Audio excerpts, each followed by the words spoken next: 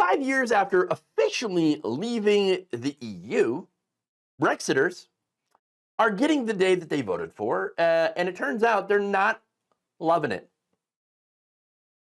For example, people like Martin Gilbert, who is a fisherman and is among a growing number of disillusioned fishermen who feel that they have been sold down the river by successive UK governments after securing their vote for Brexit. Recently, British PM Keir Starmer had hailed a reset deal with the EU. That was in May, and he called it a win-win. It's a win-win for everybody. Well, what would it do? Well, among many of the provisions, it would allow British travelers to use passport e-gates, and farmers would get easier access to trade on the European mainland. In return, however, and this is what affects the fishermen, European fishing trawlers have been granted another 12 years of access to British waters, in a move that was described by the Scottish Fishermen's Federation as a quote-unquote horror show. Mr. Gilbert told The Independent, quote, "It's very disappointing." Wait, I have to. Disappointed! Okay, there we go. Had to. In fact, he said, we were promised to get our own little island. And as far as I'm aware, it's still an absolute nightmare for merchants to sell abroad due to paperwork, inspections, and stamp approval. It's too much hassle. And now only 50% of the fish we produce goes abroad. Yeah. Meanwhile, we've got French and Belgian trawlers fishing within the 6 to 12 mile limit, which causes so much damage to our fishing fleet, they have no regard for anyone but themselves. Well, bro, you voted for Brexit. You've got no regard for anyone but yourselves. But he says, no, I've lost tens of thousands of pounds, that's money, worth of gear over the last 30 years. What does he mean by that? Well, apparently, this happens a lot, okay? The bigger boats from the EU, they come in and absolutely wreck all the British fishermen, okay? Including their gear, okay? In fact, Mr. Gilbert said, once a month we'll lose about 10 to 15 crab pots. One fisherman previously said he spent 60,000 pounds to 70,000 pounds each year on new pots and ropes after his gear was continuously damaged by the larger EU fishing boats. Apparently, those are gigantic boats compared to these boats, which are relatively small. So, yeah, I mean, no wonder they're mad.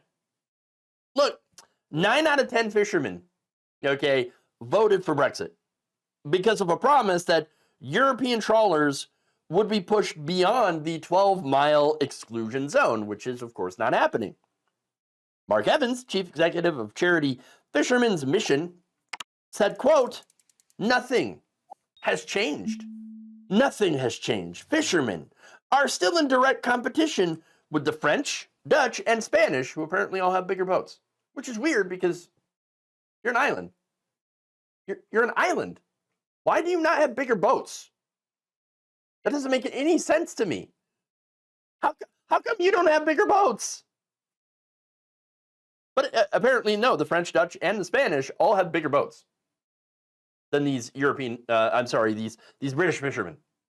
Okay, weird. Now, they say that the waters are being overfished and their quota is being suppressed. Okay. To which I say, oops. That's, whoopsie. Well, I mean, what did you expect? Right? Speaking of the deal back in May, by the way, Mike Cohen of the National Federation of Fishermen said it was a blow.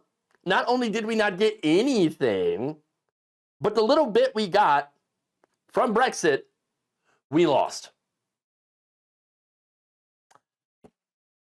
As a result of all of this, mental health issues among fishermen have become more prominent.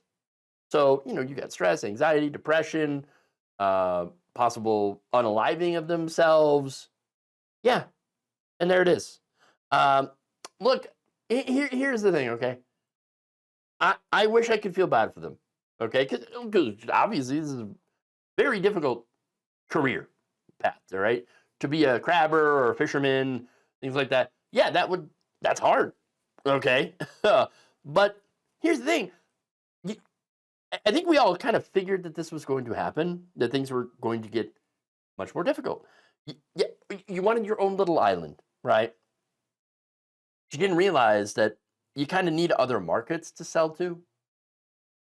And also, maybe you didn't realize, even though the rest of us did, that these governments were going to prioritize larger corporations over smaller fishermen.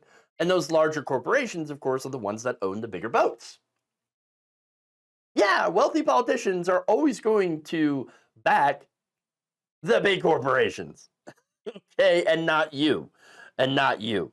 Again, this is a great example as to why a lot of these politicians, for example, Nigel Farage, Boris Johnson, Donald Trump here in America, why they are nothing more than scam artists who just keep trying to take advantage, and successfully, by the way, of poorly educated voters in order to screw them over.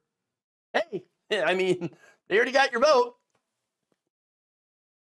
We got what we wanted. Oh, did you not get what you wanted?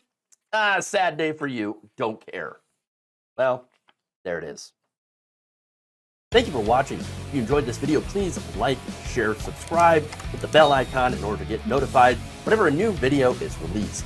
And if you want to support independent, progressive media through this difficult time where it seems like everybody is shutting down, you can become a member on our YouTube page, you can become a subscriber on Facebook, or you can go to my Patreon. It's patreon.com/Jeff Waldorf. Thank you.